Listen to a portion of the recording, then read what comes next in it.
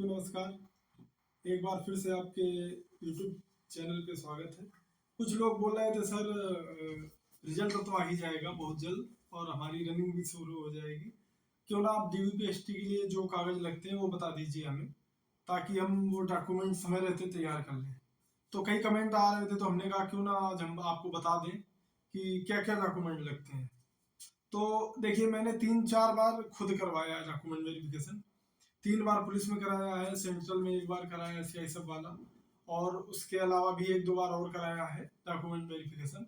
तो हमें थोड़ी बहुत जानकारी है इस विषय की कि हम कैसे डॉक्यूमेंट वेरिफिकेशन कराएं अपना।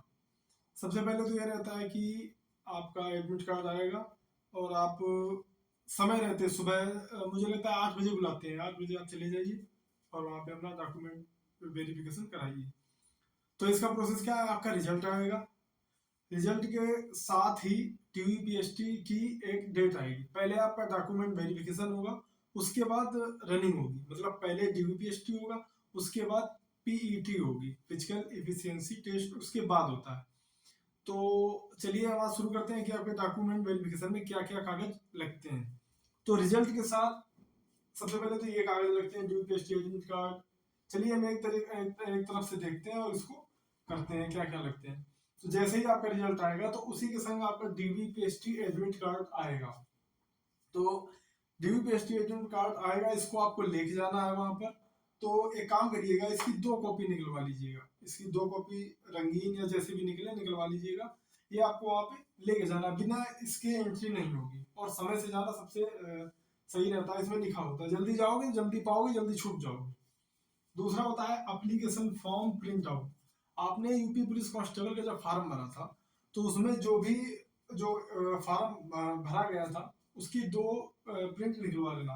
बाई चांस किसी के पास अगर ये नहीं है तो परेशान होने की जरूरत नहीं है, आपको वहां पर ये मिलेगा, वहां से लेके आप उसकी फोटोकॉपी करा लीजिएगा। ये हो गया, ये हो गया। तीसरा, आधार कार्ड, पैन कार्ड, कोई एक ID।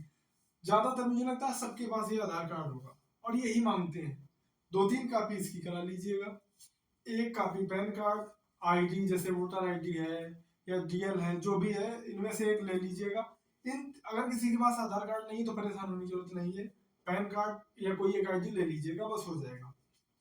चौथा है 10th मार्कशीट प्लस सनद। आप कुछ पूछ रहे होंगे सर ये सनद क्या है। 2011 से पहले जो हाई स्कूल इंटर करते थे तो उनकी मार्कशीट अलग आती थी, सनद अलग आता था, उनके लिए मैंने लिखा है। बाकी 2011, मतलब मैं भी 2011 का हूँ, 2011 के बाद के जितने भी हैं तो एक ही मार्कशीट में ऊपर सनद होती है, नीचे मार्कशीट होती है। तो उनके लिए अगर 2011 से पहले का कोई है तो सनद भी ले लीजिएगा।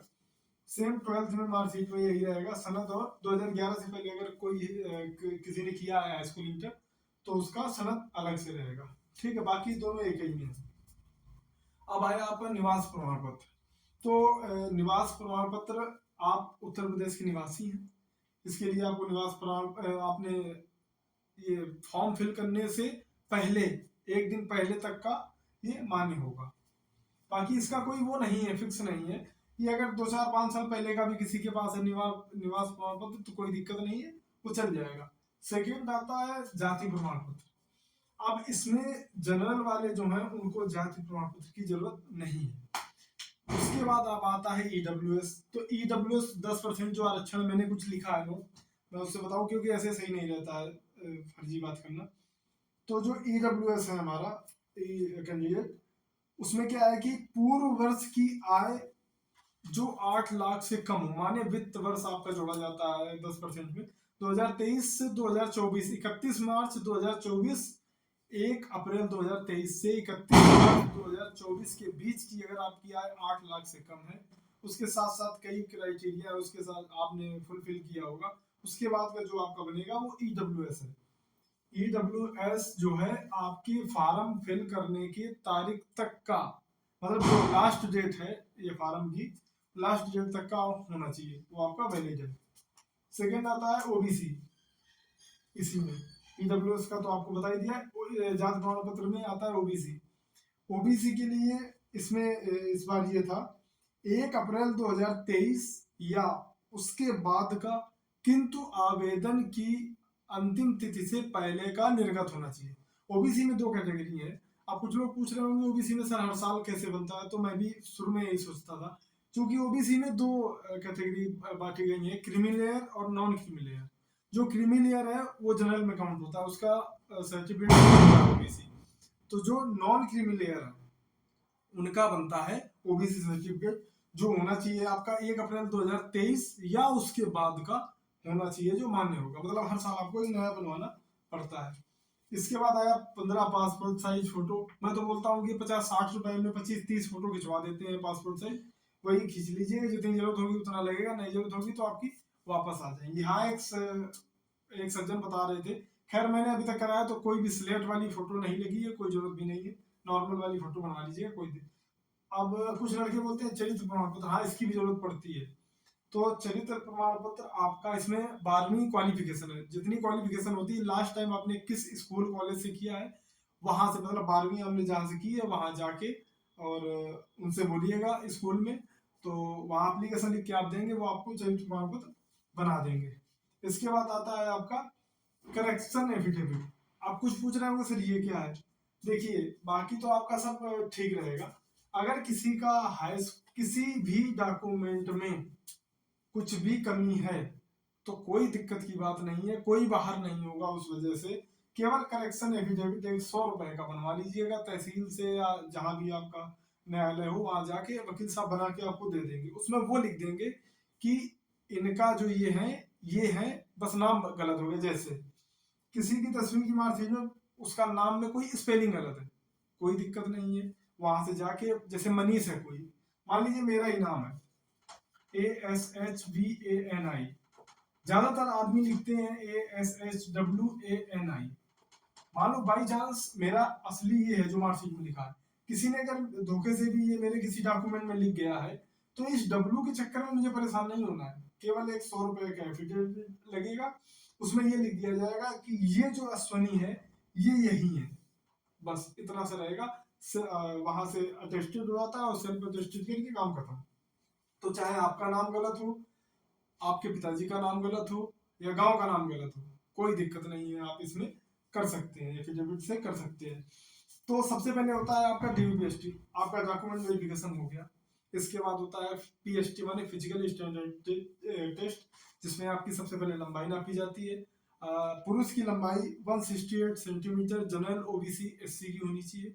साथ ही साथ जो हमारे एसटी भाई हैं उनकी 160 सेंटीमीटर होना चाहिए, और वजन 50 किलो प्लस होना चाहिए, ये याद रखिएगा। सीना एससी एसटी वो ओबीसी जनरल और एससी के लिए 79 मिनिमम होना चाहिए, 5 सेंटीमीटर का फुलाव कंपलसरी है। साथ ही साथ हमारे जो एसटी कैंडिडेट हैं उनके लिए 77 सेंटीमीटर का होना चाहिए सीना, और 5 फुलाव उनके लिए भी जरूरी है। महिलाओं के लिए केवल आपका वजन दिया हुआ है जो 40 किलोग्राम से कम नहीं होना चाहिए। इसके बाद आप अगर किसी को ये डीवीपीएसटी में कोई दिक्कत आती है, डॉक्यूमेंट वेरिफिकेशन तो आपका नॉर्मली हो जाएगा, पीएसटी में अगर किसी को बोल रहा है कि नहीं सर मेरी हाइट है या मेरा चेस्ट है, आप सही से नापिए, आप उसी दिन एक फॉर्म आता है, फॉर्म फिल करके अपील कर सकते हैं। उसी दिन आपका दोबारा राजपत्रित अधिकारी वहां सामने खड़ा होके एक कमेटी बनती है, वो आएगा, आपको वो उनके सामने आपका ये पीएसटी फिर से होगा।